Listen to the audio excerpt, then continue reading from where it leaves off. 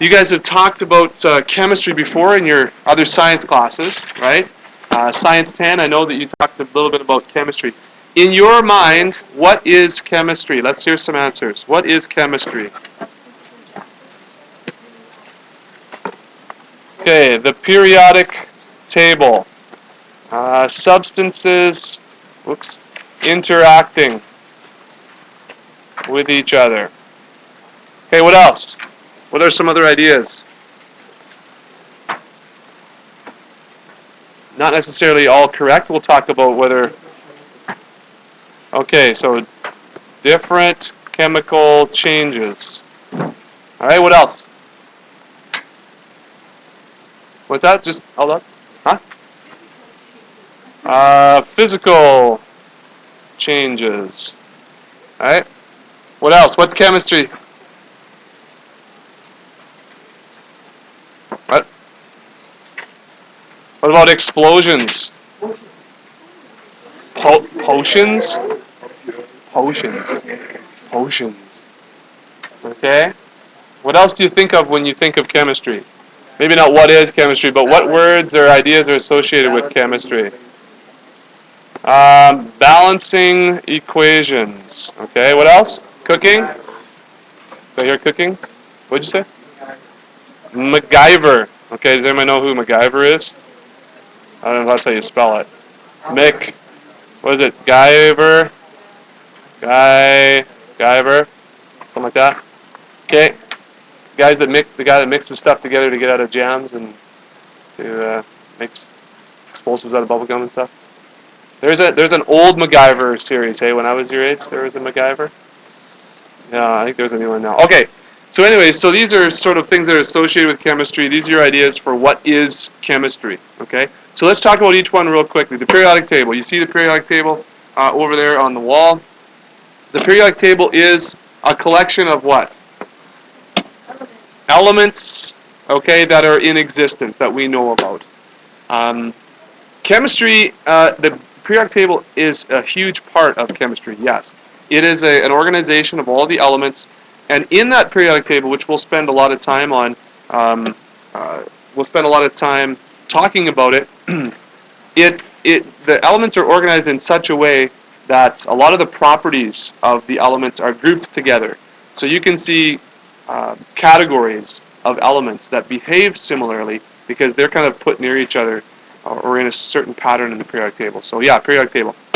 Substances interacting with each other, okay, yes, chemical reactions, chemical changes, that's all very good. Physical changes, some physical changes are due to chemical reactions or due to chemistry. There would definitely be a difference between chemical changes and physical changes, which we'll talk more about in the upcoming classes. So physical changes wouldn't maybe be the best definition for chemistry, but it is definitely associated with chemistry, yeah.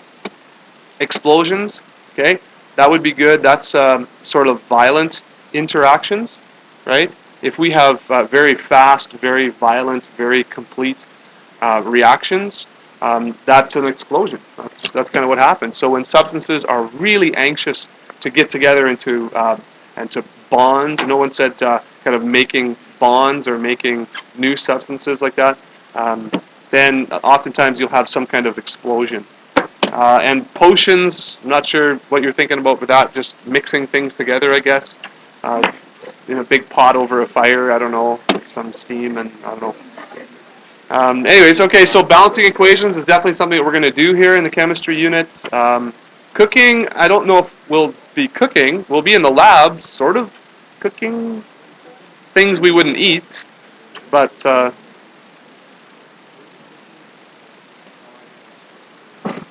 okay, would cooking fall under physical and chemical changes? Yes. There's a lot of changes going on with cooking. Yes, exactly. When you bake something, okay, or when you cook something, bake something, there are chemicals reacting due to the heat and due to the nature of those chemicals, and they produce different things, definitely. If you are baking bread, okay, so the yeast inside the bread and stuff like that produces gas that kind of bubbles up inside, and that's why the bread rises. And so there's lots of chemical changes going on there. Yes. When you put bread in the toaster, okay, and you're literally just adding heat to it, the char on the toast, the black char on the toast, that's a chemical change, right? You're actually, and burning is a big chemical change. Anything that you burn, that's a chemical change, and we'll talk a lot about that as well. Okay, I'm going to show you a little video on YouTube here. The video it's about 13 minutes long, so it is longer, but it's quite interesting, and you can kind of see what it is, the 10 most amazing chemical reactions, and shout out to the hybrid librarian. It's a pretty good video, so we're going to watch that now in class, and for the video purposes, you can go and watch that on YouTube if you want, but I'm going to pause the video and we'll get back to the lesson afterwards.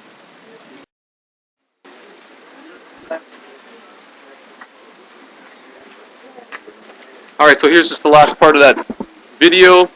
One of the cool chemical reactions called Pharaoh's snake as this ash builds up. Actually, do you guys know that if you guys throw a marshmallow into a campfire, have you ever done that or dropped one accidentally? You'll see the same sort of thing happening actually. That marshmallow, the outside will burn, the inside will get hot and expand, and it'll basically bust out of the burnt outside of the, and it'll expand and it comes out, and then when it comes out into the fire, the outside of that burns, and then the inside kind of grows out, and it does almost the same as that. So next time you have a campfire, just put a marshmallow in there and watch it, and if you can somehow get it to stand up, like stand up straight, it'll grow straight up and it'll go kind of off to the side, and you'll see it kind of burn and expand and burn and expand, sort of like that last reaction. All right. So this worksheet that I've handed out to you here is called Naming Ions. Does everybody get one? Okay. And if you look at your periodic table, which looks just like this one right here, this periodic table I got from an old agenda that we purchased and used to hand out to our students. I don't know if any of you guys still get an agenda. It's kind of gone by the wayside in our age of technology. But anyways, this was the best periodic table that I had ever seen, and I'll tell you why in a second. Because of what we're going to talk about at the very beginning here, naming ions. Okay, now ions are a little bit different than atoms. Okay, does anyone remember what the difference between atoms and ions are? Yes, ions are charged atoms, and I did mention that before, didn't I? I don't know if you remember that from just before or from last class. Okay. So watch here. Look at something like oxygen. Okay, oxygen is number 8 on your periodic table, and there's a few things here that you want to pay attention to. First of all, the name oxygen. Okay, the symbol is O, but do you see how they have a little 2 minus beside the O? Now that is the charge of oxygen's ion. So an atom of oxygen is neutral. That means it doesn't have a positive or negative charge. But every element, well, most elements, will like to either pick up an extra electron or 2 or 3 or 4, or give away some electrons that they have. And in doing that, the atoms become charged. If they pick up electrons, they become negatively charged. Notice all these are negative charges. And this row that I'm highlighting right here is the halogens, okay, and they all have -1 charges.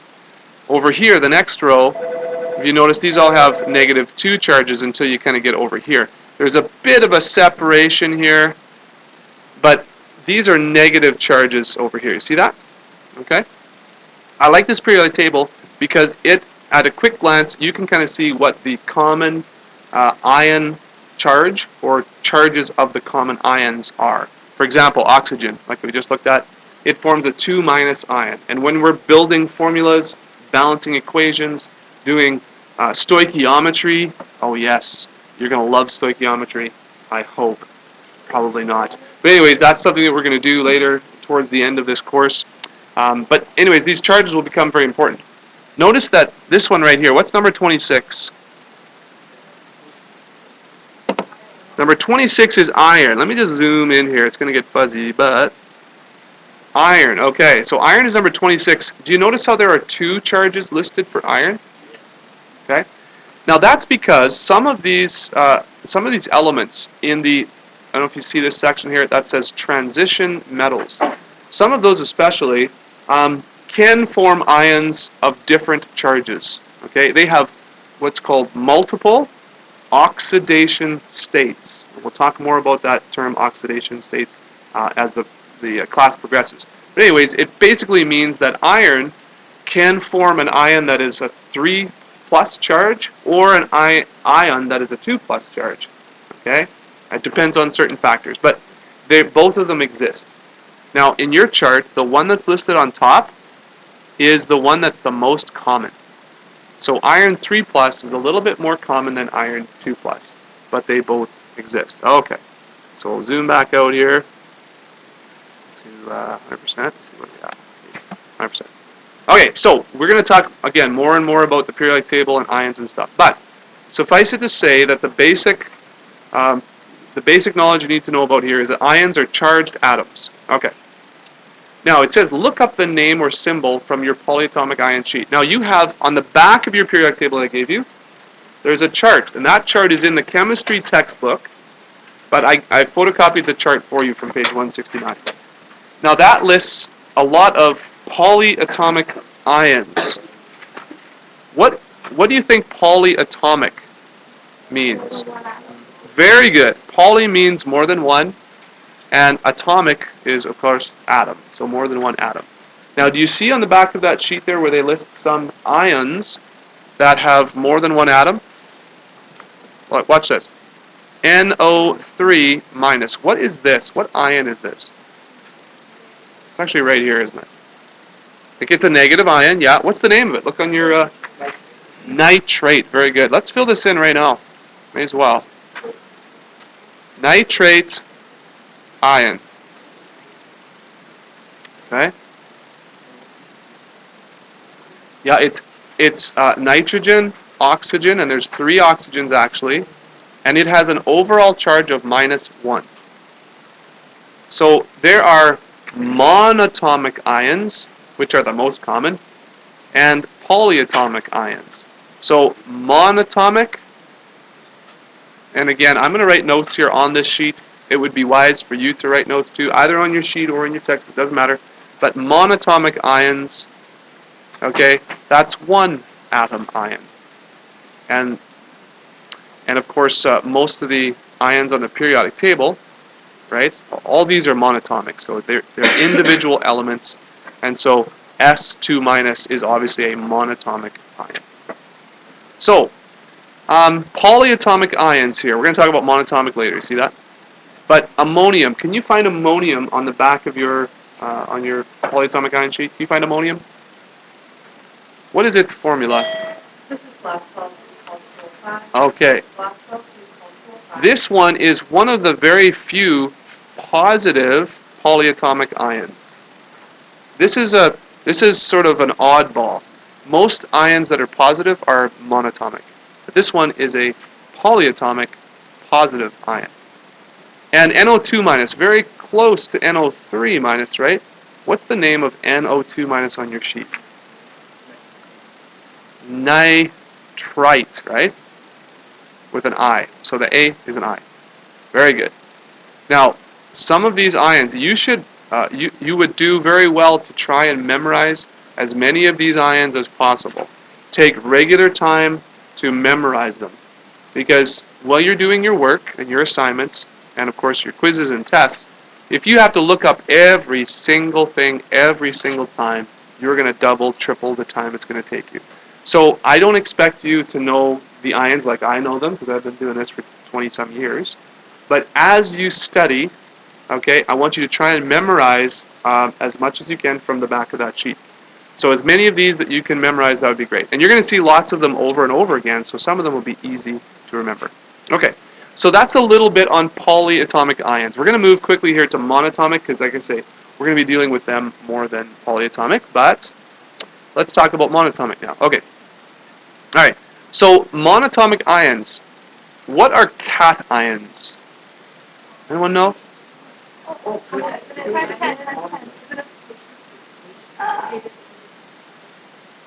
Positive. You guys get that? Yeah, you like that? I'm hearing some chuckling. Now that's not how you spell positive, but cations have pause, right? So how easy is that to remember, okay? So of course it's spelled like this, right? But cations are positive ions. Did my meow throw you off there? I'm really sorry. Was that creepy? Okay. No. It wasn't creepy? Was that? It was accurate? I can do some really good animal noises, actually. Have I done animal noises for you guys? I think it was in this class we got off track, didn't we? Okay. Well, the cat's one of my best. Yeah, the baby cat. That was pretty good.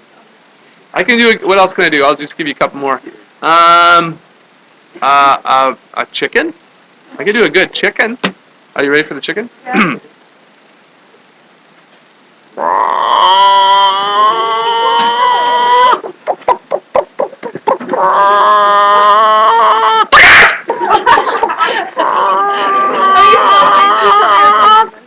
Now that is an accurate chicken noise, isn't it? I grew up on the farm. I used to collect eggs. I used to run around and catch the chickens so we could slaughter them. Oh yeah. Can you go to the bathroom? You want to leave now? Are you serious? This is like the best part of the lesson. Okay, hurry up, go, quick, leave. Okay, that's all I have time for. Do other animal noises later. Okay, listen. So, sodium. This is sodium. Can't you tell? Na spells sodium. Actually, why is sodium abbreviated Na? Why? Anyone know? Did you learn this in grade 10?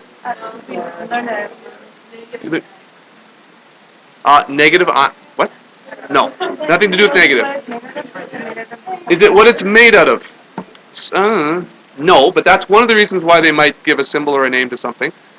Listen, a lot of the symbols come from the English word for the element, but some of the symbols are derived from non-English words, and most of them, the ones that aren't English, are Latin. Okay, so the Latin word for sodium is natrium. Natrium, Natrium, and so that's why the symbol is Na. We have lots of S's. Okay, we have S for sulfur. We have Se for selenium. We have we have Sb for antimony, and we have Sn for tin. Guess what? Latin, right? But we have scandium. What else do we have up? Let's look up at the chart there. We have seaborgium, named after good old Glenn Seaborg. No, I didn't make that up. That's true. Okay, what about Mg? What is this one? Magnesium. So let's fill these in. Sodium ion. Magnesium ion.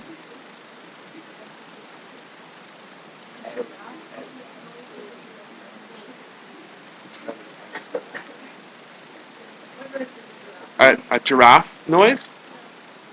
That's a special noise, all right. That's for after class. Yeah. Yeah. I'll tell you that after class. Okay, aluminum ion. So now you give the symbol for the aluminum ion. Go ahead. Look on your... Oh, aluminium. Huh. Yes. If you're from Australia, you might say aluminium. I have a brother-in-law that's from Australia, and he says aluminium. Aluminium. Yeah, that's a bad accent. Sorry. Okay, where is aluminium? Right here. What is it? What charge is it? Plus 2, 3. No, not plus 23. Yes, it's plus 3. So, Al, 3 plus. Now, this would not be wrong, guys. Watch this. If you did this, plus 3, that would not be wrong. But typically, it's the number first and then the charge. Okay? So, you might see something like this in a textbook or something. But please try and get in the habit of doing the number first. Okay? Got it? All right. So, now, this is very important. With monatomic ions, guys listening, this is super important. Okay? This you might not get this just from the reading, so let me help you understand this. With monatomic ions, if there is only one possible charge, then this is all you do. Sodium ion. Just use the name of the element followed by ion. But if an element can have more than one charge, remember we talked about those transition metals? If they can have more than one charge, you have to signify, or you have to note, what charge it is on the ion. So for example, lead. Oh, sorry, I gave that away. I was going to ask you. This is lead. Can you find lead on the periodic table? What number is lead? No, it's not peanut butter. It's lead. Although if peanut butter was an element, that would be awesome. But it's not. Where is it? What number? Okay, it's number 82. And you see on your periodic table there that it says +2, +4, right? So there are two possible charges for this ion. Now what we do is you take the name of the atom, and then you also add the Roman numeral in brackets or parentheses before you write ion. So it's not that hard. What are the Roman numerals? 1 is I, yeah, sort of, yeah. 2 is I. 3 is I. What about 4? IV. That's right. And, well, 5 is just V. Okay, so as far as charges go, you don't really have nothing to worry about past that. So this is lead, and in brackets, 2, ion. And whenever you see that, lead 2, that doesn't mean there's 2 ions of lead. That means it's an ion that is a 2 plus charge. Okay?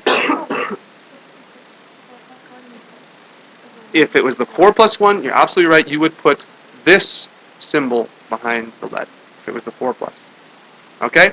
So what about this one? This is, what's Fe is? Iron, yeah. So Latin, do you know what the Latin is here? This is Latin. You're going to love this one. Plumbum. Yeah, plumbum. Yeah, plumbum. Do you know what Fe is? Latin. Yes, ferrous. Or ferrum, actually. Ferrum. Ferrous and ferric are actually different names for the different ions, actually. Plumbum is lead. PB, plumbum. Not peanut butter, plumbum. So this is iron. And what do I put in brackets here? 2, because it's a 2 plus charge. Good. Okay, copper 1 ion. What is the symbol for copper 1 ion? Cu. Cu what? Put a little bit of a plus there. Cu again. See you again. It's good to copper you again. All right. What about copper 2 ion? This is a tough one now. It's really, really tough. Cu2 plus.